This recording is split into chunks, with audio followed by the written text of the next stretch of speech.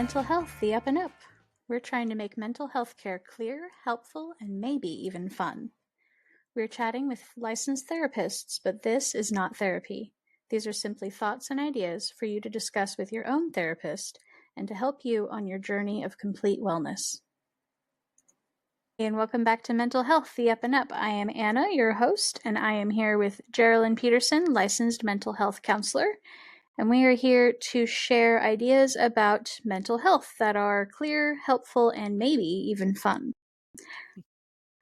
Quick disclaimer, Geraldine is a therapist, but this is not therapy. We are just here to share ideas and help spur you and encourage you on your mental health journey. So today, we're going to delve into anxiety a little bit more because it's one of those big subjects that a lot of us struggle with. As a layman with anxiety, it gets very, very frustrating trying to figure out how to help myself and how to interact with the world without feeling like a scared little mouse. So, yeah. So Previously, we talked specifically about panic attacks and anxiety attacks and how to help yourself when you're at this level versus this level versus this level of being overwhelmed. Yeah, so anxiety. Yikes. Am I going to make any mistakes in this video? What could go wrong? Which actually leads me into the first point, which is anxiety is very normal, and not only very normal, helpful. Because if you had no anxiety, if I had no anxiety, I'd come into this recording kind of going like, yeah, whatever, anxiety, I probably know what to talk about. Whereas since I'm a little anxious, I took notes. And so anxiety is very normal, and it's not a negative thing or a bad thing. Like most things, if it gets too overwhelming, it's a bad thing. Just like everything else, water can be a bad thing if you drink too much. So anything can feel uncomfortable or be problematic if it just gets too big. So something you said that really helped me to understand what was happening within myself and to cope better just by putting things in perspective is you explained anxiety as the triggering of the fight, flight, freeze, fawn response. It's that fear response that tells you you need to do something or not do anything. And it's really interesting to think about it in that perspective, just going through your day-to-day life, because when you're going to the grocery store, you wouldn't think that that should trigger your survival instincts, but it does, at least for me. Yeah. And it's interesting to think about that of, oh, this is a survival instinct. I mean, okay, if we really take it back that far, I'm hunter-gathering, and so I'm out into the wilderness of Winco, Costco, Walmart, and trying to find what I need to provide for my family and get home.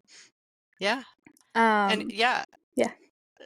Super common, reasonable, historic, and useful. Yeah. Like even in little things, anxiety can help a lot. And for big things, for goodness sakes, we should have some anxiety. I say, like, if I went bungee jumping and I weren't nervous, I probably wouldn't be safe. And on the same scale, if I go shopping without a shopping list, I might forget something. So before I go shopping, I actually make a list and I actually go over it to say, okay, what did I forget? What did I forget? So, now I had a thought and it left. It was there. It was Anxiety. Right there. Anxiety. I know that within society, and we are getting much better about just talking about mental health and how our brains works as a society across the board. We're doing them a lot better than we used to do. But I know that anxiety tends to be thought of or portrayed in media as aberrant Mhm. singular moment, this Yeah. one thing that happened to you, and it's almost honestly, actually, the way anxiety is portrayed in media tends to be more what trauma and PTSD is in a lot of Mhm. respects. Um, so maybe we can clarify, like we said, it is your survival instincts kicking in, but Mhm. maybe we can clarify the differences between a trauma response versus anxiety because they are very, very closely linked. Mhm. And I would say the biggest, difference is literally size, like or Okay. intensity, like we were saying Yeah. before. This level, that level, that level, Mhm. if I'm anxious about driving and I just say, "Oh, I better put on my seatbelt," that's a very Yeah. low level. If I'm anxious about driving, "Oh, I need to put on my seatbelt," and then a dog runs out in front of me, Mhm. that could trigger a mini panic attack.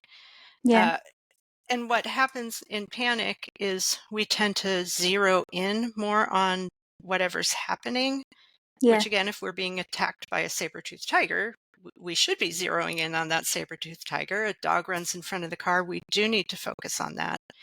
And even when you a minute ago said, "Oh, I thought of something. Oh, I lost it." That's actually a little bit of anxiety, like, "Oh, I want to say something. I don't want to go off topic. I don't want to sound silly." And then our brain kind of says, "Okay, shut down and let's back up and make sure you Mm. have everything." Okay. Um, so it's really just in degree and in how much how capable you feel of handling that situation. So Mm. if I'm attacked by a saber-toothed tiger, I definitely don't feel competent to handle that situation, and rightly so. Yeah. If there's some things I get anxious about that other people wouldn't. If I sing in public, I absolutely freeze. Other Mhm. people don't have a problem with that, partly because they feel competent at it, and singing is not something that I feel competent or confident in. Yeah. So really, it's the same, brain response, just panic attacks or trauma response. Panic attacks would be bigger or higher or more intense. Trauma response would be more repetitive. So It's if more perhaps, having this happen to a specific catalyst? Would that Yeah, be mhm, okay. yeah. And again, that anxiety can be very individual. I can have anxiety over a stapler, depending on what's Yeah. happened in my life. Yep. Uh, yeah, but again, it's not a different process. It's just with a Okay. higher intensity of nervousness, our brain stops. I don't want to say stops thinking totally, but it really does stop thinking and goes back to reaction. Mhm. So in low level anxiety, we can still problem solve and think. In high level anxiety, part of the definition or part of the a quality of a panic attack is our brain is so intense on what's making us scared that we Yeah. can't problem solve anymore, which again is appropriate. If a saber-toothed tiger attacks me and I start problem solving, Yeah. where should I, which arm should I use? Should I use my spear? Should I use my club? I'm dead. Right. So it's very appropriate to have a panic attack in that situation. Mhm. But if I'm attacked by, again, like a dog running in front of my car, that's kind of mid-level. If I see I saw a spider this morning, had a little bit of a response. I'm not, and then I very quickly said, it's kind of spider season. It's far away from me. Spiders aren't dangerous, and Mhm. I could kind of control it very quickly. One way I describe it to people is um, sonar or radar. Mm. If you're I'll use sonar as an example. If your sonar is tuned too low, I don't know if tuned is the right word, but if it's set too low, Yeah. You don't see missiles coming at you. If Right. it's set too high, you see every fish, every piece of seaweed, and that also isn't helpful. Right. If it's set kind of in the middle where we see things that are big enough to be dangerous, but we don't really notice those little things, Mhm. that's the most helpful sonar. And if the sonar picks up something really big like a missile, again, we should have that extra strong response because we need to respond immediately. Mhm.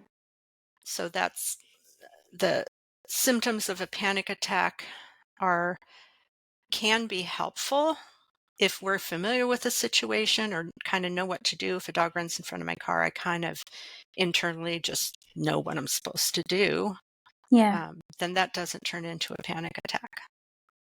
That's something that you said that was very reassuring because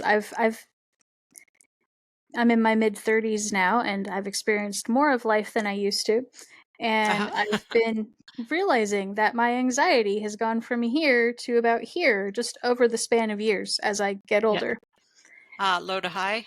Yeah, Yeah. it's gotten worse. Yep. Um, and I've been attributing a lot of that to the loss of hubris, the loss of my own arrogance, feeling like I Mhm. could tackle the world. I was Mhm. prepared for everything, and a lot of it Mhm. is that I am in situations where I do not have any experience. I don't know what Mhm. to do. I don't know what the best course or even what course options are available. Mhm. Um, and that absolutely contributes to feelings of anxiety and pressure and overwhelm. Yeah. Yeah, the younger we are, the stupider we are. No, kind of true. But definitely the younger we are, the less experience we have. So we don't know the experience of running to the emergency room in an emergency. We don't know the experience of having a dog run in front of our car. Yeah. We don't know the experience of, paying bills or being behind in bills. We just Mhm. have never done those things before. And as you get older, Yeah. you realize how much you don't know, or you realize how much you're not prepared for. I know part of my personal frustration with myself is that I am someone who thinks too much. And it as a kid, as a teen, as a young adult, I put myself through simulations in my brain of if I'm in Mhm. this situation, what am I going to do? Am I if Uh-huh. I'm in that situation? Which increased my feeling of preparedness, Mhm. but um didn't really help necessarily at the end of the day. It And did again, that because yeah. I knew I had thought it through, but, like so an example would be, I was positive as a young adult, as a teen, that if any man ever approached me sexually and I didn't want that I'd know exactly what to do. I would Uh, take care of it 100%. And then something did happen, and it wasn't even a major thing, but, mhm. somebody You touched me didn't when know I what to didn't do. wanna be Mhm. touched, and I had a Mhm. freeze response, and I'm like Mhm. and then I'm ashamed of myself because I froze, and Mhm. I'm like, "I knew what I wanted to do in that situation, I prepared for this, and Mhm. it never and I didn't behave the way I thought I would." Mhm. Um, which then feeds back into that anxiety because now I don't know if I can trust myself and blah, blah, blah, blah, blah, blah, blah. Uh, and again, I think that's probably the pendulum swinging a bit too far. Yeah. But do you see how that planning, like what would happen if this, would I do if this happened? What would I, super helpful. Mhm. Doing it Absolutely. every minute about every single thing, not so helpful. Yeah. I, Looking back, all of that pre-planning I did probably was still my anxiety, I just hadn't realized it. I was more confident in that anxiety then. yeah. So it's a matter of degree. So I'm going to tell Yeah. three hopefully quick stories. Um, the one is I listened to an interview of one of the astronauts who landed on the moon. It was the 50th anniversary, maybe. Mhm. And I honestly can't remember. There were three astronauts. I don't remember which one it was, Might have but been I Buzz, do he did a lot of remember. PR. Did he? Buzz I Aldrin. do. Yeah, yeah. I do remember that two of them got to go walk on the moon, and one of them had to stay And I'm there like, boy, I would hate to be that person. You go to the moon, you can't even go outside. Anyway, that's beside the point. So during this interview, they were talking to, let's just say Buzz Aldrin, because um, I can't remember. Uh, they were interviewing him about kind of the preparation, and he said we had a plan uh, for if we went to the moon and brought back a bacteria or something that killed all life on Earth. Mhm. And the interview said NASA was worried that you might bring back something that would kill all life on Earth. And Buzz Aldrin kind of paused a minute and he went, well, no, but you should prepare for that. Yeah, So the worry wasn't high, but the stakes were high. absolutely. So yeah, so to make that plan doesn't necessarily have to bring with it the nervousness or anxiety of this might actually happen or this is likely to happen. Mhm. um, my next story, I just think is adorable. Someone I talked to was afraid of shark attack, not only in the ocean, Mhm. but in the swimming pool, Mhm. in the shower. I'm exaggerating a little bit. Um, but the first thing we did was we looked into like statistics of shark attack. And one statistic is most shark attacks happen within um, I don't know how long, quarter mile of the beach. Well, Mhm. that's because that's the only place people are. Right. People usually aren't 10 miles out in the ocean, so kind of looking at that, those facts, if fact giving doesn't lower that anxiety, and sometimes it does. I actually uh, talked to someone who was afraid of like bear attack, and we looked at the statistics. And Mhm. literally in the last 10 years, I think in the last like 25 years, there have been 2 fatal bear attacks, and that Yeah. lowered the anxiety. But the person who was afraid of sharks, I said, oh, you know what? This happened to me once. There was a truck that was transporting a shark in the back of the truck to get it to a different aquarium, and they drove past my house. They hit a skateboard ramp that some kids had built. They flew up. The truck tipped over. The shark fell through, flew through my window and bit my foot. And it was so over the board that her anxiety lowered. Oh, okay. So if the kind of reasonable preparation or statistics aren't helping, Yeah. if you kind of go overboard and say, you know what, uh, if 20 bears attack me, I can't think of anything silly. I'm going to use my magic invisibility skill, or if a I'm shark gonna flies wave the through big my jar of window. honey around and distract them. Ah, yes.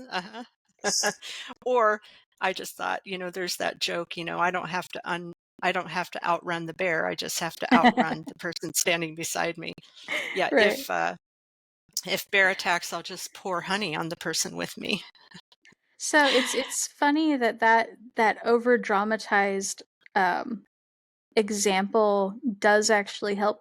It reminds me Mhm, of if you've ever watched the 80s, 90s kid flicks, whenever there's the worrisome kid and he goes, "Wait, but what if something happens?" and everybody treats mhm, him with sarcasm and hyperbole. mm, And mhm, usually it's in a degrading way, but it can mhm, actually be used in a healthy way of yes, and then the mhm, aliens will come and it'll all go to mhm, it'll all be destroyed. mhm. Yeah, It's something I know I've used with my nieces and nephews when they're freaking out about something really little. And it's like, well, then we're all gonna fall apart. yeah. Mhm. And then they laugh and they giggle and it gets us past it. Mhm. The something my brothers used to do if I was afraid of, something little like a snake or a dog or something, they'd say, "Don't worry about it. The alligator will eat it." Right. They're like, Yep. "What? There are alligators?" Clearly not in suburban Pittsburgh, but Right. it got my uh, it got me to release that fear. Yeah. And a lot of times just information, explanation, like statistics will Mhm. help. If that doesn't help, then kind of go into that hyperbole, that exaggeration will. Mhm. The Another thing I want to say about anxiety is if you try to push it away, it kind of fights back. Yes. So so here's what I imagine my brain saying. Oh, I'm scared, that I'm gonna, fall off this cliff. Oh, I shouldn't worry about that. And then the anxiety in my brain says, what? Yes, you should. No, no, I shouldn't. Yes, you should. So, Yeah. Yep. the kind of weird part or not intuitive part of anxiety is you push it away, it tends to come back stronger. And I think of it too like chasing a cat. You Mhm. can't do it. You Yeah. chase a cat, it goes farther away. You fight anxiety, it just gets bigger and bigger.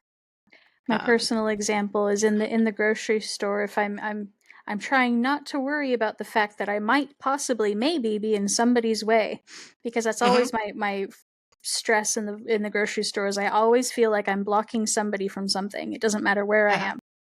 uh-huh, And I'm like, but I might be in their way. And then I reassure myself with, it's okay. I'm allowed to take up space and I need to be right uh-huh, here and I will move in a minute. But mhm, what if I'm still in their way?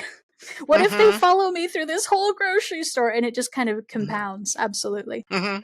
It's definitely a Yeah, worry. because you'd be standing in the way of life-saving medicine.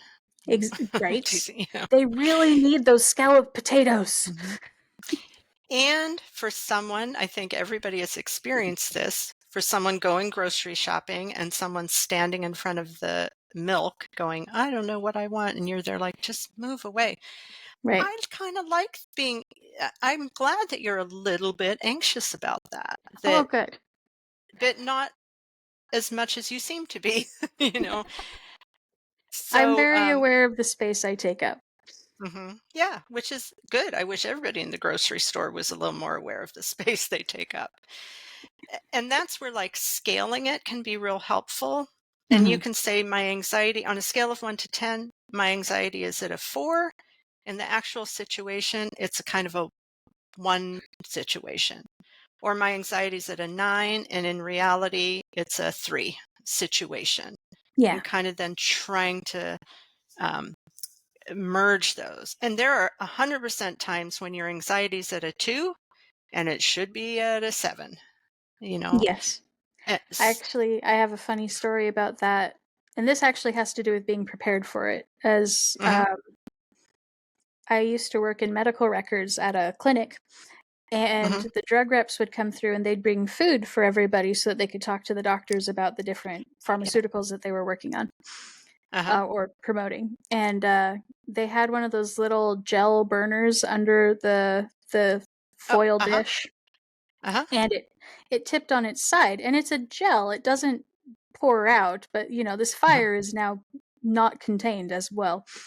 And yeah, the pharmaceutical rep starts to get really stressed, and I just look at it and go, "Oh!" And she's like, "No, where's the fire extinguisher?" And I just went uh-huh, over and grabbed the jar and turned it right side up.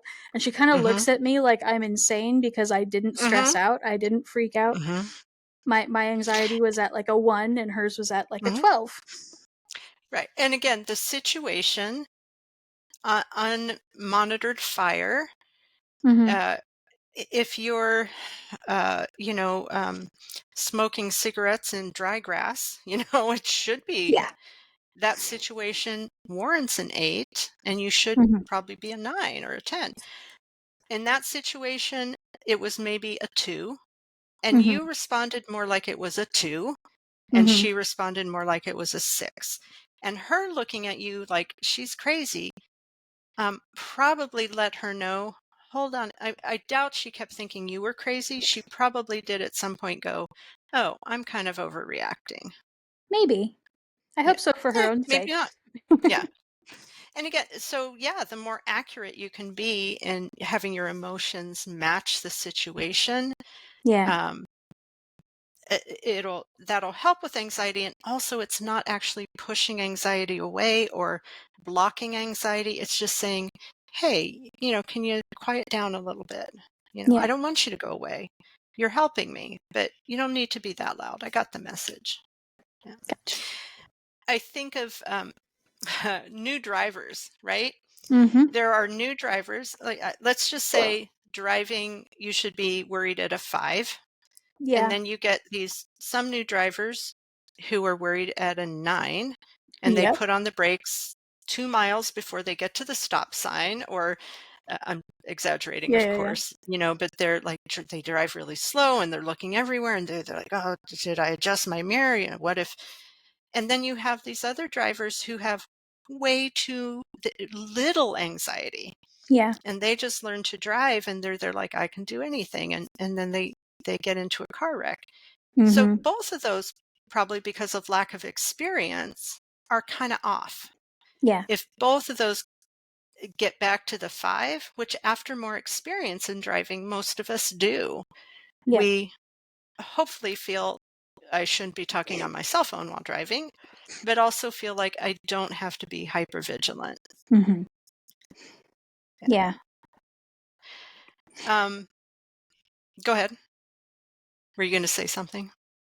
I was thinking about, I was gonna make a snarky. I was gonna say, well, and then you get in a car crash, and then you have to re-get back to that level of 5 again Uh-huh. because now you're hypervigilant again.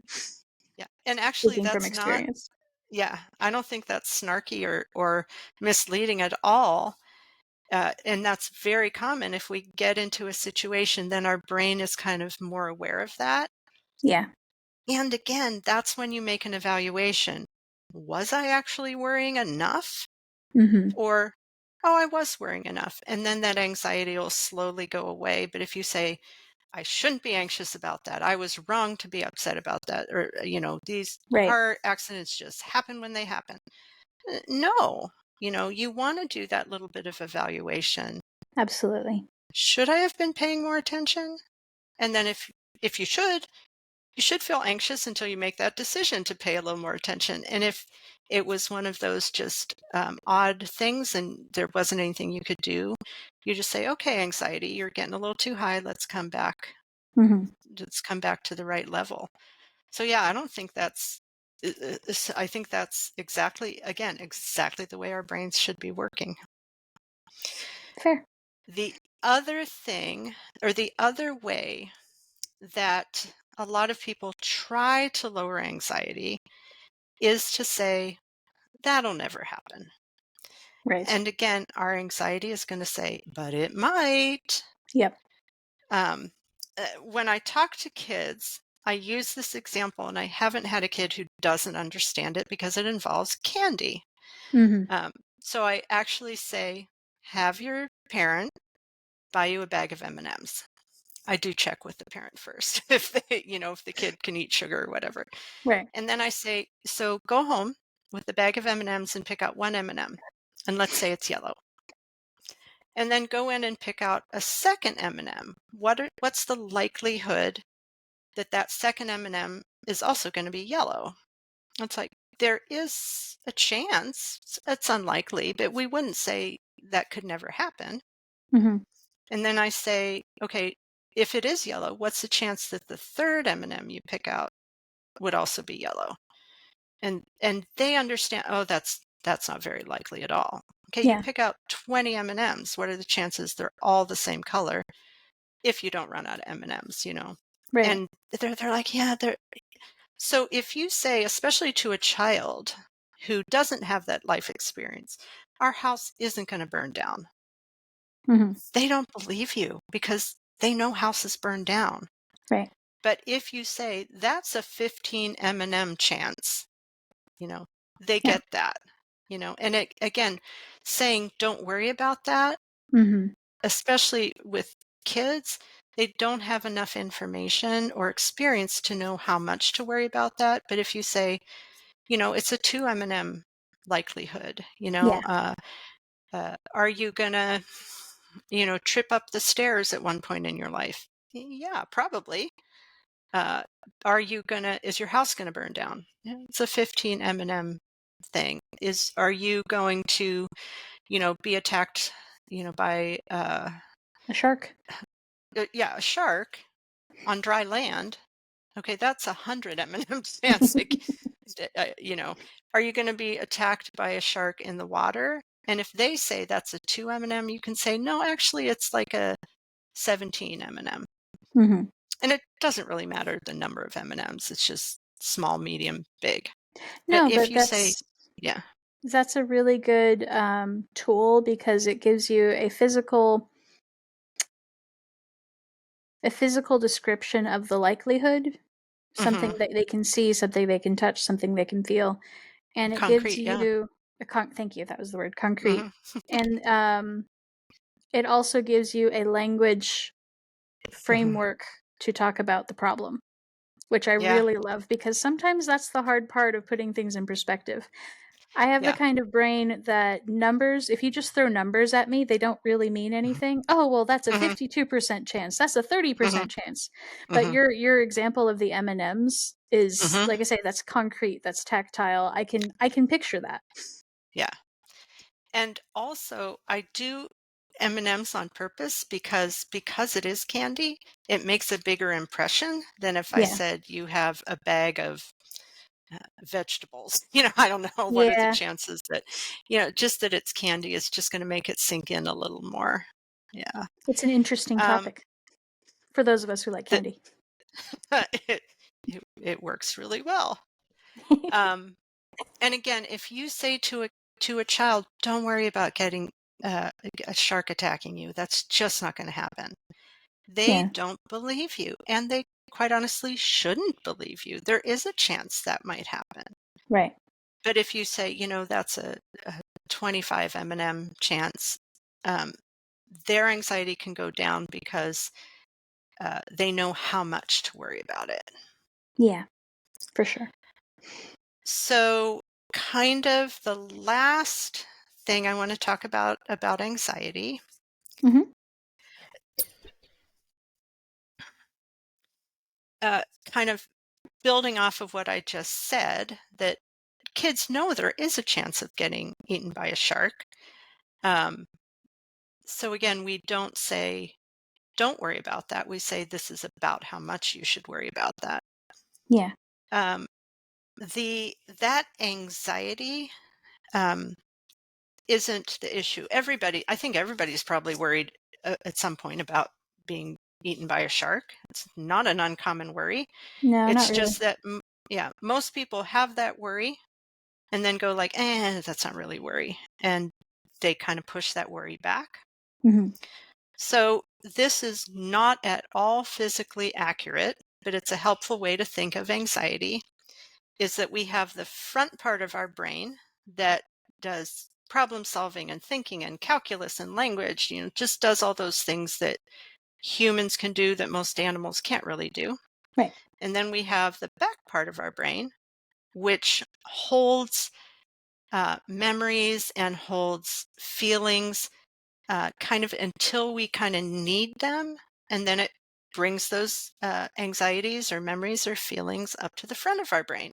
Mhm. And like you said about a car accident, they kind of stay up in the front of our brain until we kind of evaluate them. And then they'll kind of go back home to the back part of our brain.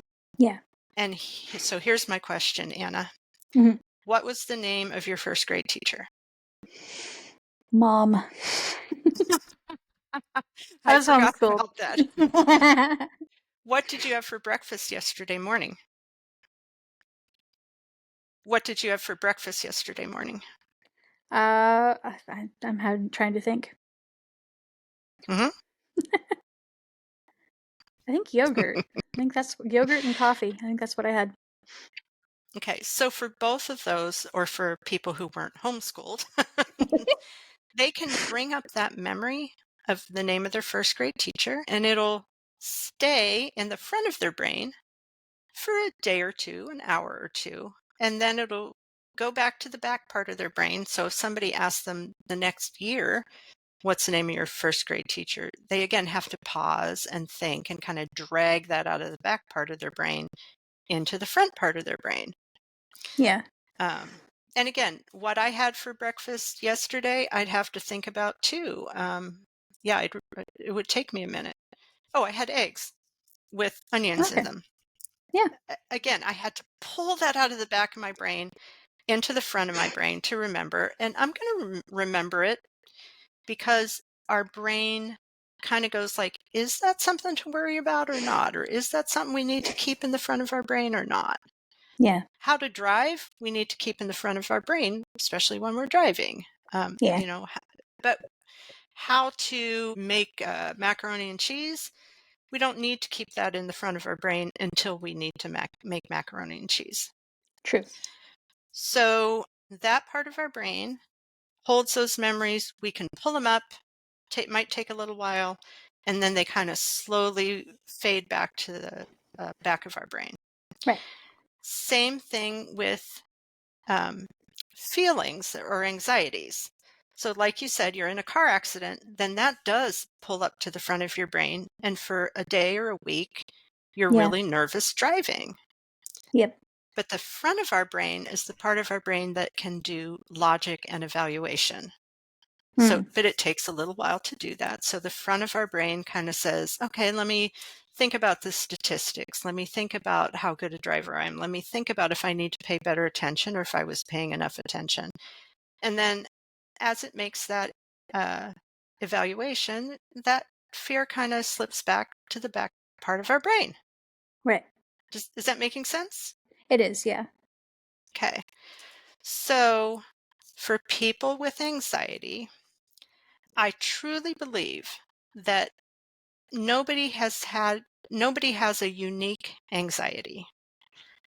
The things we are afraid of or anxious about are not the problem. Okay. The problem is that people with anxiety have a harder time pushing that anxiety back to the back of their brain. Hmm. So I'm going to ask you a couple of questions. Okay. So if you're driving and all of a sudden you get behind an armored car, do you Hmm. think, I kind of wish $1 million bag of money would fall out of that armored car? No. My guess is you probably do, but push it way back. Have you ever thought about what you would do if you won the lottery? Definitely. Yes. Yeah, most people have. Most people pull it to the front of their brain, do a real quick evaluation. Yeah, that's not going to happen. And then it goes back to the back of their brain. Same things with other fields. Uh, um, I think everybody has had the thought of, if I turned invisible and could go to the store, what would I put in my shopping cart? If Bruce Springsteen saw me on the street, would he marry me? Sorry, that was mine as a teenager. What would it be like to be married to Bruce Springsteen? Uh, those kind of things, everybody has Hmm. those kinds of thoughts. Yeah. It's just people without anxiety push them back really quickly. Hmm. And people with anxiety, the process of pushing them back is much more difficult. Okay. Yeah, I honestly can't think of uh, uh, a person who hasn't thought, what if, like if when you're a kid, I think every kid has thought, yeah, I hope the school burns down and then I wouldn't have to take that test. Right. And Yeah. again, most kids push that back and don't set fire to their school, Indeed. uh, or I wish I could learn this thing without studying, or, oh my goodness, that house is beautiful. I wish I could afford it, Yep. or what would it be like to live there? And Hmm. again, if I can't afford it, I kind of say, oh, that would be cool. And then I kind of forget about it. Yeah. So yeah, you would have a hard time convincing me that that anybody has had a unique fear or a unique anxiety or a unique dream, even. Mhm. Again, with some variations, Sure. But the driving yeah. forces behind them are all very human and very normal.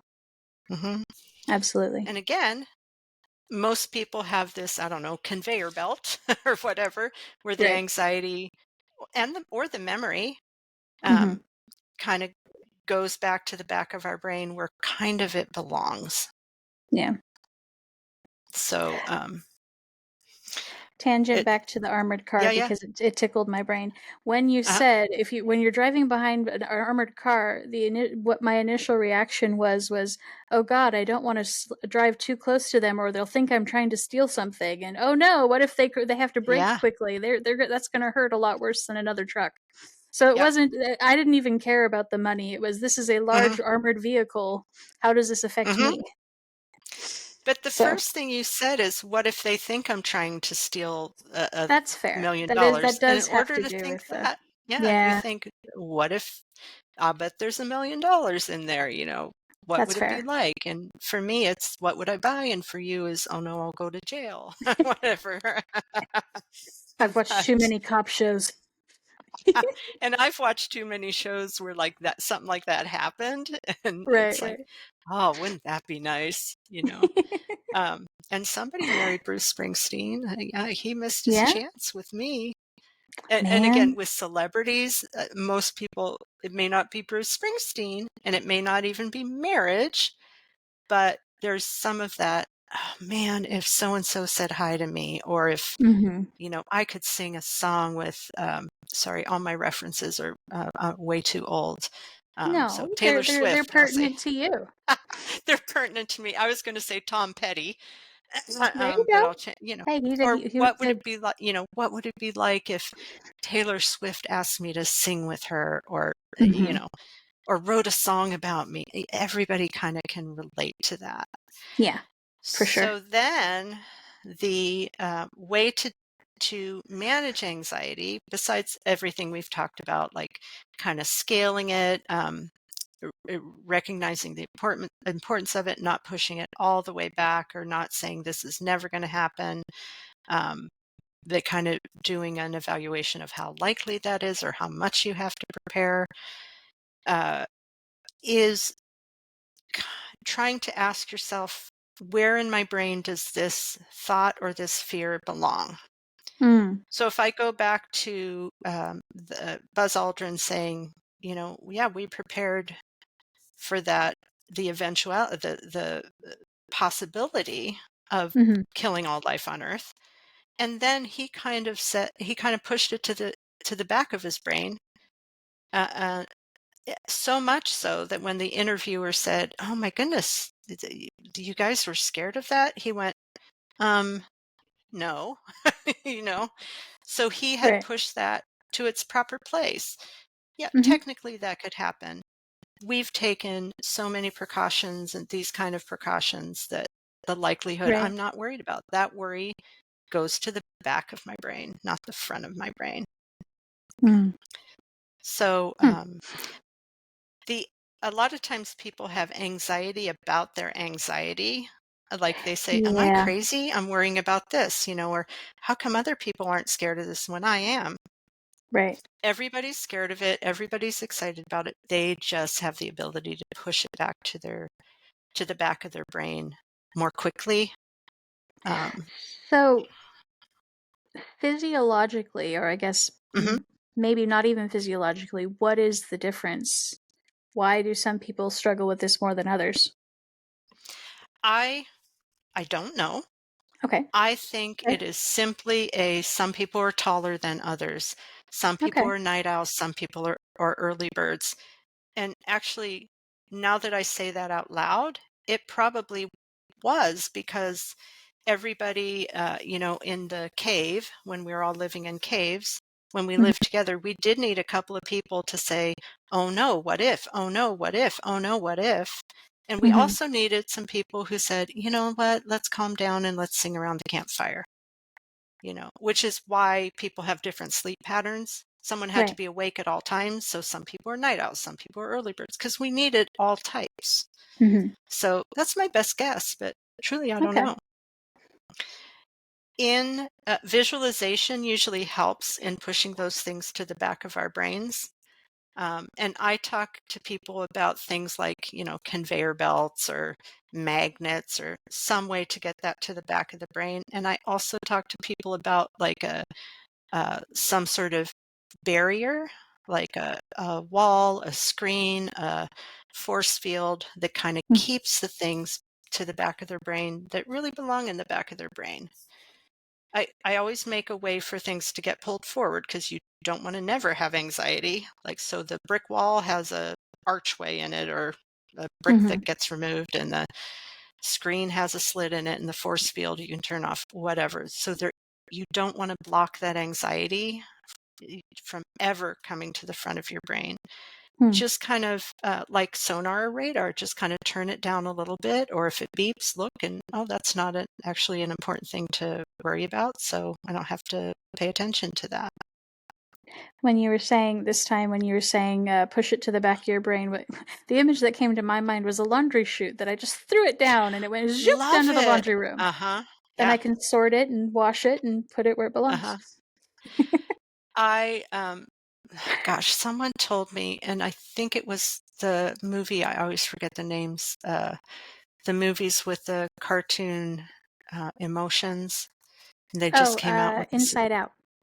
Yeah, Inside Out too, where I haven't watched that yet, but they said to me that with anxiety, I can't remember what they did. Oh, they put it in a comfortable armchair, I think. Mm, So they didn't say anxiety go away. They said anxiety, sit down, relax. I'll call you when I need you. mm. Uh, and again, I can't Nice. remember if it was a comfy armchair or not. A beanbag, something. Yeah, why not? Or let it go swimming, or put it in a box full of puppies. Keep it busy. We'll call you when we need you. We'll have to do a dissection of those movies eventually. I haven't seen the second one either, but that would be fun to do on this channel just to talk about how it breaks down mental health and mental health care. The first one did a really decent job of talking about that and about life Yeah, and events I and how hated it the can. first one. Did you? Yeah, Oh, now this will be a fun because conversation. it didn't have um, uh, that part that said, Hmm. and sometimes these are super helpful and super good. Right. It kind of had, to me, just a little bit too negative. Like, we kind of sometimes have to feel angry, but really we want to feel happy, or we sometimes need to feel anxious. But, Ah, but that was the whole point you of the didn't see movie it is that that way. Hmm. well, the whole point at the end was that they had to let her be sad. So sadness Hmm. had to take the wheel for a while, which is And one of those things that we're not yeah, supposed to feel. right. And I think they didn't do that so much with anger or fear. I can't remember Or which. envy. And I will also tell you, I love the idea you just came up with because I have such a strong reaction to therapists in movies. I can watch a movie, yeah, I can watch a movie Yep. with something else, and at the end of the movie, I'm there like, that therapist broke this rule and gave the wrong medication and should have said this and was wearing way too short a skirt. And whoever watched the movie with said, there was a therapist in that movie? So I am super, super sensitive, which I should be.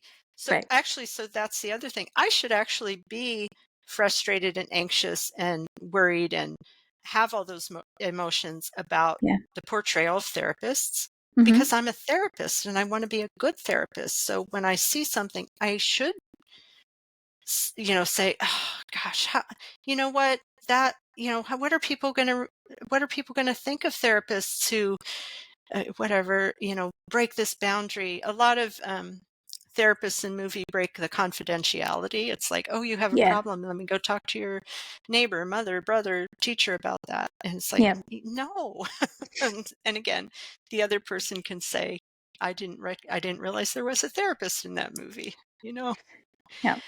Actually, I do want to say one other thing about anxiety that I just remembered right now, Okay. and that is a lot of times people will have a strategy for managing anxiety that works really well, and then it stops working, and they say, "Ugh, I failed."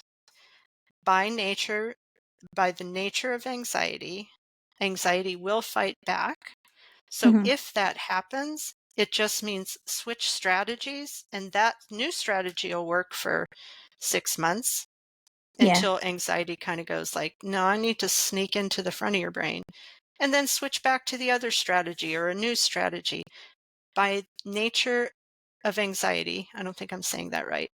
It will sneak its way around just about any intervention. That doesn't mean your intervention is wrong. That doesn't mean you've lost that skill. It just means it tries to sneak around. It's adaptive. Yeah. The entire point of the survival instinct is to be adaptive too, and so Hmm. that absolutely makes sense. But yeah, Yeah. and you're right, it should not be a point of shame Oh, for sure. Yeah. or failure for you. That's Hmm. actually something that I've got several plugs to make here. Let me cross all my Uh-huh. fingers. So that was something that we pointed out when we were talking about specifically panic attacks. Is that it's good Uh-huh. to have a full arsenal of Hmm. tools to use, a full toolbox to use that you can cycle through them all when you are struggling with your anxiety, because you are naturally going to adapt to your Hmm. coping mechanisms over time and Yeah. in specific instances. So that Hmm. was one thing. Your M&Ms, these are shameless plugs for things that we have. Your M&Ms Uh-huh. tactic for children Uh-huh. is actually on a flyer that we have, a handout Uh, for parents and teachers and counselors that's called Over and Above Fear, and it has two or three different tactics to help you help your child when they're struggling with fear. So yeah. So definitely check that out. you're I'm plugging plugging me. our products. Yes. And I didn't even remember that. So thank you. No, this was something that you made, and we have Uh, out there on upandupwellness.com. It's Over I and Above remember Fear. now. I Yeah. remember now, but it was in the back of my brain. Now it's in the front of my brain, and it'll take me a couple of days for it to sink back to the back of my brain See? till I There forget we it again. go. I think the other things that we have are because again, we're trying to make this accessible, easy, simple, Uh-huh. and where it's applicable, we want this to be fun. We want you to Hmm. enjoy being healthy. Hmm. So we also have bingo sheets and cootie catchers, moody Mm. catchers is what we call them, Hmm. specifically for anxiety and depression and self-care. Hmm. Um, and the whole point of these is they're a tool that you can use to help yourself when you're feeling stuck in how to move forward in your journey. If you're just stuck in a moment, then you play bingo and say, what can I do for myself today to help me get out of this spot? So those are some of the tangible tools that we've made to kind of Yeah. help everybody. And again, that fun part of it definitely lowers anxiety and shame and Mhm. all those things that sometimes get in the way. And also because it's fun, just like the M&M example is better than I can't think of a bag of vegetables, but something not fun. Eh, Playing bingo with different strategies to manage anxiety is going to be way better than having a list. Because Absolutely. our brain kind of goes like, oh, this is fun. This is a game. If I fail, no big deal. I Yeah. do it again. If I roll the dice and I don't get here, it's no big deal. So it Yep. imparts that kind of feeling. And it also imparts um, this is, it, this is a manageable thing, not just a Definitely. fun thing. It's, and not just something that I don't need to feel bad about, but uh, lists tend to make us think, oh, I have to cross everything out. If you play Yes. bingo and you don't get bingo, who cares? If your OCD is in just the right spot, you just keep playing blackout until everything's filled in. It's good. Yeah. All right. All right. So, thanks for listening about anxiety. I hope that's given you some different ways to think about anxiety and has helped you lower your anxiety about anxiety. Absolutely. Tune in next time. We'll be talking more about mental health, depression, anxiety. We've got a few really cool topics coming up. I have a whole list. Mm-hmm. In the meantime, Probably check out. Go ahead. way too many. Probably way too many. There's never too many. Uh-huh. We could talk Yeah. for hours. It'll be great. Could talk forever. Yeah. Mental health Um, issues aren't going to go away. do check out our resources on upandupwellness.com. We have a variety of options out there for you. Big things, little things, just stuff to try and make it more accessible, more helpful, and more fun. Yeah. We'll catch you next time. All right. Bye-bye. For more resources, shop at www.upandupwellness.com and hit that subscribe button. If you are in crisis and struggling right now, the national hotline is 988 and they can help you any time of the day or night.